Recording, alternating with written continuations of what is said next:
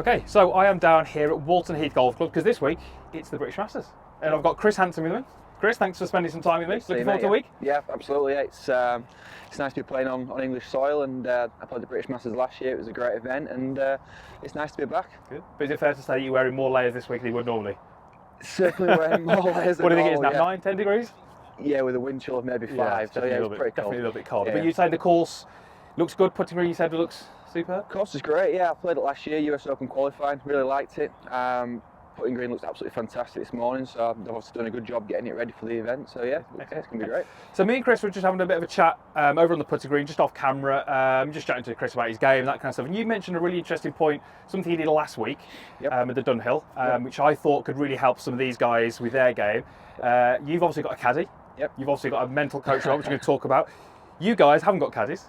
You've got to be your own caddy. So, Chris, tell us what you did last week, which you felt really helped. I had my mental coach, Ian Highfield, with me last week, and he touched on something where when I was on the golf course, I probably wasn't framing the shot well enough before I actually went into the rehearsal of hitting the shot. So, it's something what I've been working really hard on. It's something what I think is very beneficial to the amateurs, and something they can do without a caddy as well.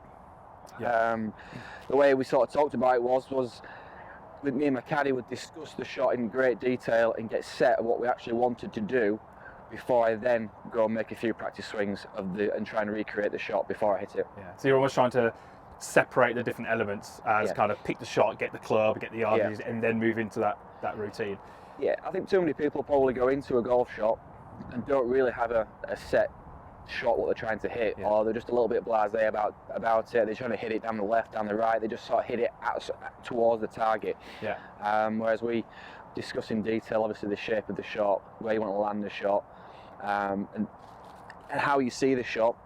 And then once that's signed off, kind of like sign it off as part of the routine done, then you go into the next bit and of the process. But I call it almost a hope shot that I see in the course, as in you get a golfer on the course and they're over the ball and they're just kind of hoping it goes, but they don't really know why they've got that club and what the distance is to the bunker and that kind of stuff. So were you finding that the shots you were hitting, you were probably more confident because you were 100% trusting the club and the yardages, and you'd almost got that boxed off before you went in? Yeah, definitely more confident, but majority of the time more committed. Yeah. I found myself, especially with driver, would pick a nice precise target, and then I'd go into my rehearsal and it'd be so much faster and so much more aggressive. Yeah. As opposed to kind of just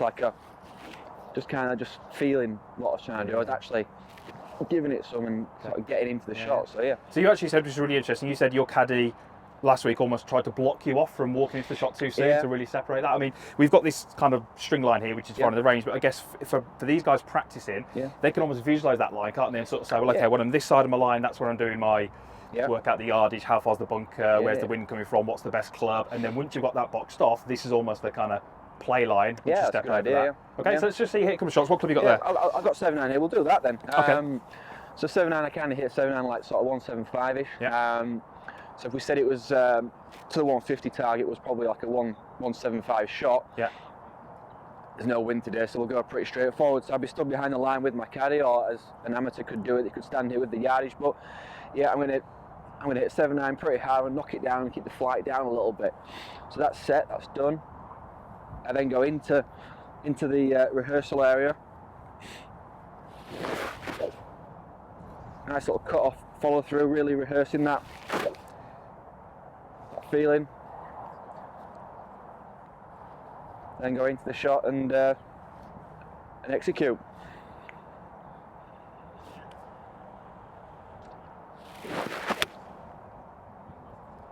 That perfect. Yeah, pretty good. Yeah. So just out of interest, I think it'd be interesting for the guys watching this. When you're doing your practice swings, are you thinking technical, are you thinking feel, or are you trying to visualise the shot you're trying to hit, or is it a combination of all those things? I would say there isn't much technique there for me. Some players want to have technique, but for me it's feeling the position what I'm trying to get into. The ball's back a little bit, I'm feeling a little bit ahead of it and hitting down on it. Yeah. For me, a big thing on that shot is feeling left and holding the face open, so it is a feeling. Yeah. So you're almost sort of picturing the shot you want to hit, and those are kind of rehearsing what you need to do to correct that. Exactly. Okay, so let's try and hit a different shot then. Let's try and hit something maybe a little higher. And would you go same target now, or would you vary that? Yeah, so I'd like to, as I called you, my mental coach gets me to try and vary and hit different shots, because you never really get the same shot on the golf course. So on the practice ground, I would have some technique time where it'd be reps at a target, but then I would go mix it up, high, low, different targets, and keep it a bit more interesting too. Go for it. Okay, so we're going to aim at the 200. Okay, sure. Sort of high shot this time, trying to get it down, coming down nice and soft. So just full 7-9, ball forward in the stance, and nice and committed, and keep it high. So I go ball forward, go into the rehearsal zone.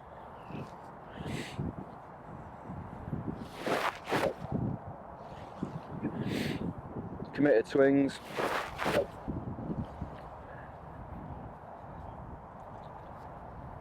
And then try and replicate that.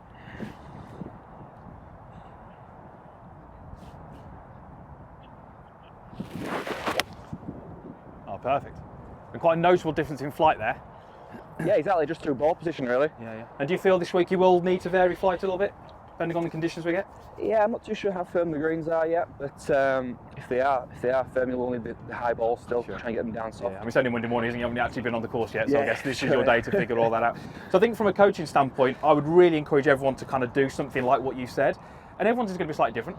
And I think what's also important is for these guys to appreciate this, but it's not something that they will do tomorrow on the course and be perfect. It takes practice, doesn't it? It takes a bit of time at the range, figuring out what works, and actually, so on the course it becomes second nature. And I guess for you, it's not quite second nature, is it, yet to do it this way? Not really, no. It took me all of Tuesday with my mental coach on the course doing this. So you're talking 5 hours and some range time, and then the day after on Wednesday he walked around and he saw a noticeable difference, but that was probably from doing 100 shots or something. So it's not an overnight. Nothing's instant, is it, I'm afraid? No, you've got to put the work in. Perfect. Excellent, Chris. I really appreciate your time. Really good luck this week. No, thanks, I'll be looking out for you. Big thanks to Chris for joining me. Looking forward to the event this week at Walton Heath. I hope you're watching. Make sure you check out Chris as well. Right, usual stuff is as always is below the video. There's a comments box down there. There's a like button. There's also a link over here if you'd like to subscribe to my channel. More content just like this one coming each and every week. Thanks again for watching. We'll see you again soon.